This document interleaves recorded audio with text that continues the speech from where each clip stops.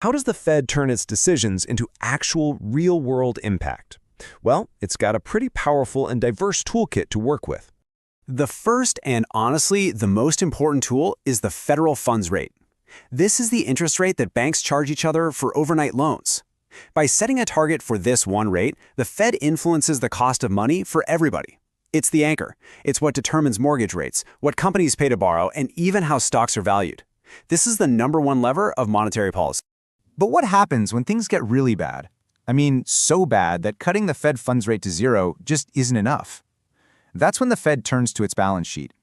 This chart shows the massive explosion after 2008. It's a process called quantitative easing, or QE. The Fed essentially creates new money to buy government bonds. This pushes down long-term interest rates and pumps cash right into the financial system. And the opposite?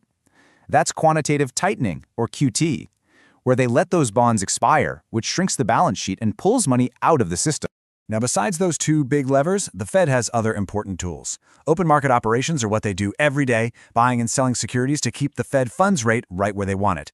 Then there's forward guidance. That's just the Fed's way of talking about what they think they'll do in the future to manage what the market expects. The discount window is basically a loan window for banks that are in a tight spot.